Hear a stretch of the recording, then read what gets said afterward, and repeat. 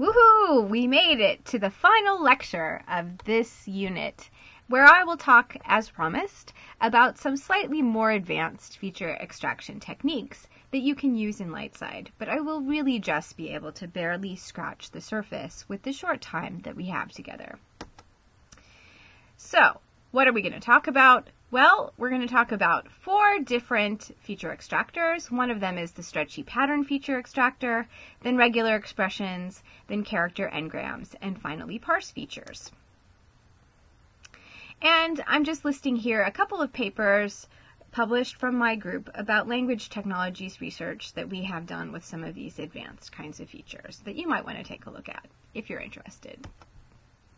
Let's start out talking about stretchy patterns. What are stretchy patterns? They're kind of templates.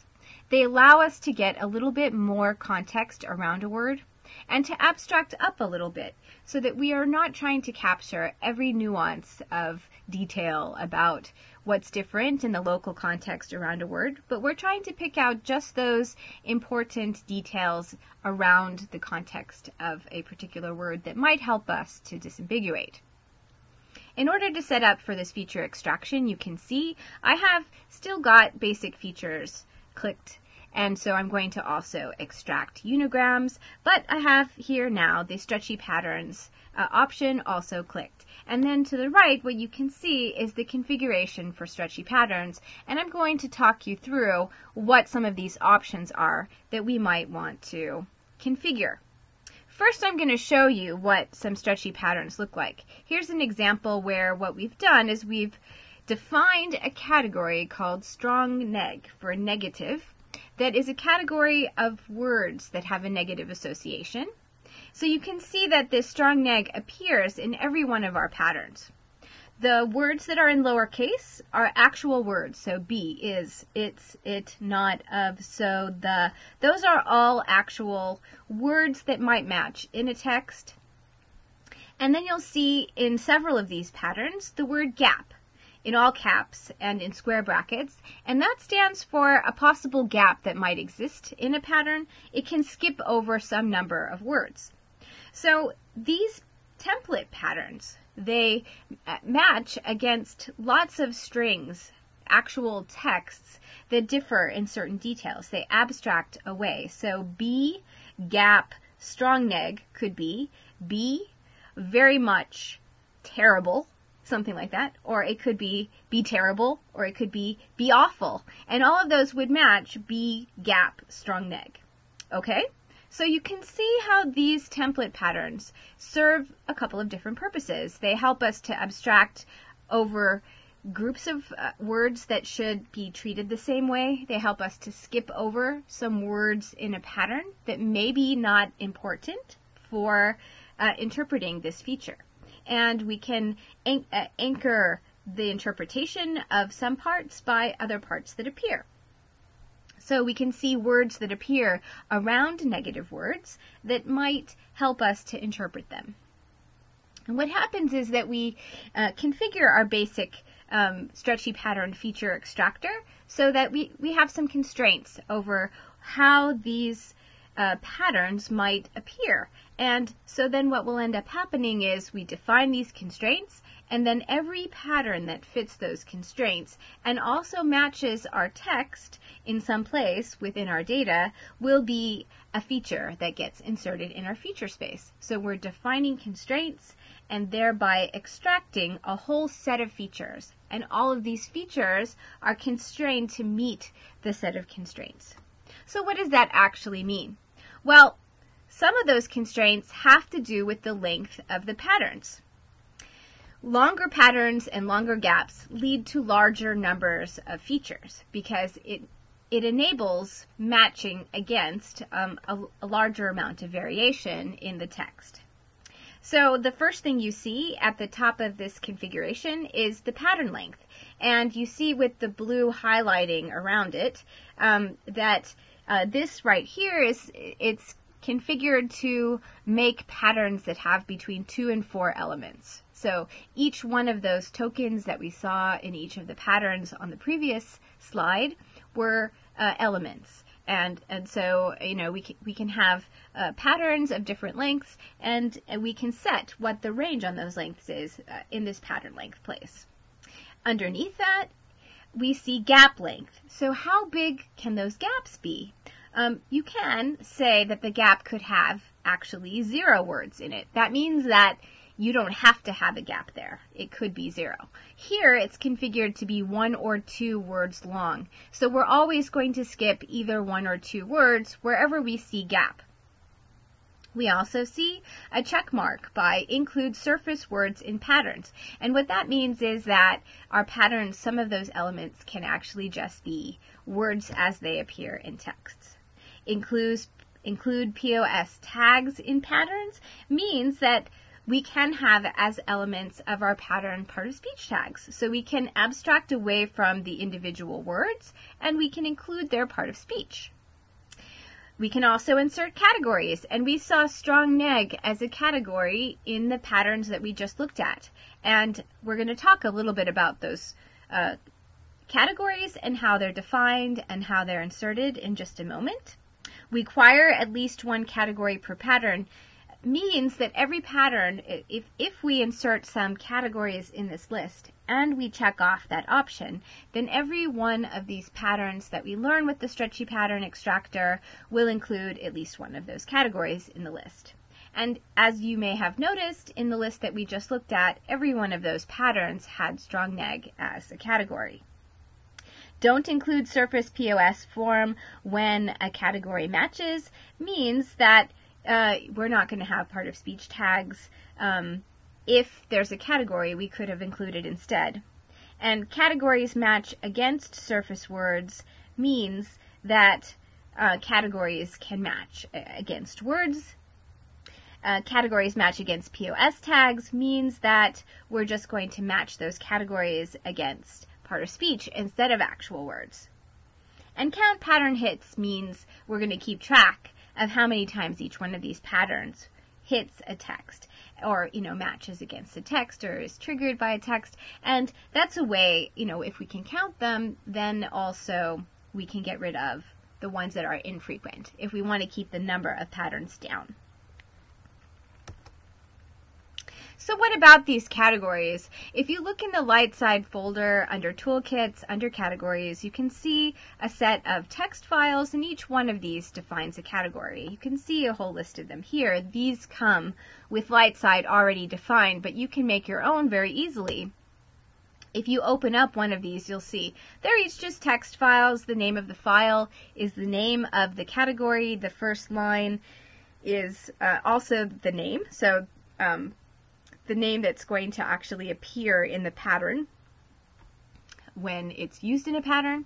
And then underneath it, you have the list of words that can match. So first person pronoun is a category, and if it matches, you'll see this capital M, capital E in a pattern, and the words that it can match against include I, me, mine, and my. So very simple. You can define your own, and then put it in the list, and then if you want to include categories in your Stretchy pattern, you can pick them out of this list. So, if you click on the button to add categories, it takes you straight to this categories folder, and then you can pick one. And so if you pick negative.txt, it appears, and you can see strong neg. That's the name. That was the first element in the list in the text file. So you see that add button. If you click on that add button, now you could include another one if you wanted to. And you can see underneath it is checked require at least 1 category per pattern. That means that when we extract these Stretchy patterns, they're all going to have strong neg. And lo and behold, here we see them. This was the same list that we saw before, and you notice they've each got strong neg. Most of them have gaps, and they have surface words. Okay, you could play around with Stretchy patterns for a really long time, and I encourage you to play around with them, but I want to move on and look at some of these other feature extractors. So another one that you could do is to build regular expressions. If you program at all, you've probably learned about regular expressions. They're included in virtually every programming language, and they're almost always looking about the same. So it's really a very standard regular expression language that we use in Lightside. You can see a summary of it up at the top of this slide. You could also click on the regex cheat sheet if you want to get more details, and you can also find documentation online. You can see some examples in the list here, like but dot star bad is going to match a text that has but followed by anything followed by bad. And the one underneath it, good bar great bar awesome, is good or great or awesome. So any text that has any one of those three is going to match this pattern. So these are basically binary patterns. Every time you define one, it only defines one pattern. So whereas with the stretchy patterns, what you're doing is adding constraints, and then several patterns are going to be extracted that fit those constraints. In this case, you're defining one pattern, and that is going to correspond to exactly one feature. And in both cases, the features that you define are binary. They're true if they match, and false or 0 if they don't match.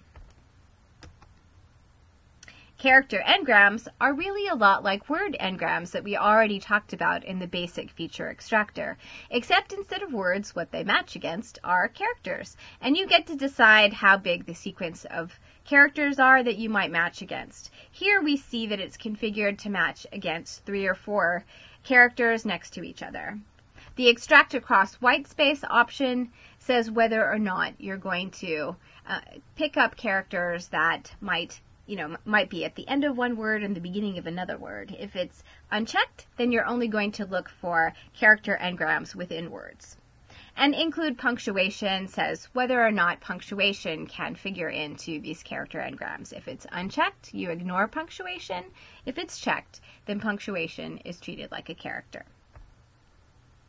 Parse features refer to the syntactic structure of a sentence, and this allows us to see a relationship between words that have a relationship with each other that's structural within the text, but the words don't actually occur very close to each other. This happens in lots of complicated sentences, and you might be able to see those words as related using some of our template patterns, either through stretchy patterns or regular expressions, but you might actually find it more effective in some cases just to capture those relations because of the syntactic dependencies within the structure. However, you're most likely not going to actually make use of this because often this feature extractor just produces huge numbers of features, and most of the data sets that you'll be working with probably won't be large enough that you'll be able to make use of it. But for completeness, I just wanted to alert you to the fact that these features do exist. And some of you may have some familiarity with the field of language technology and understand a little bit more about parsers and what they do and what you can conclude from the kinds of dependency relations that you can extract from them. And for you, you may find it useful to make use of these features. But if you're just getting started, most likely it's not going to be hugely useful to you. So we've looked at some of these feature extractors. They give us a little bit more ability to see a feature in context. They can pick out things that we couldn't have gotten with our basic features. For example, only character engrams can help us get within words and to start to notice things like word endings that are associated with particular categories. There can be lots of reasons why you want to be able to get the kinds of insights that these features can extract.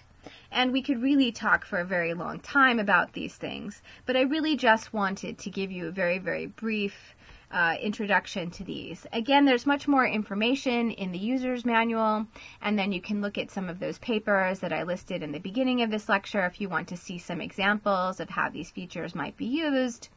And you can go ahead and play around with these kinds of feature extractors and experiment with them, talk to your fellow students, see what other people are seeing, reason together about which of these features end up being valuable or not.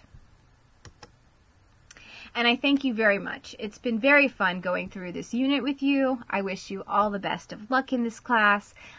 I hope that you feel that this is a useful way of just getting started on this area and that you'll take the next steps as well. And again, use your fellow students as a resource. You can reason these things out together, and I hope to see lots of collaborations forming in the discussions around this course.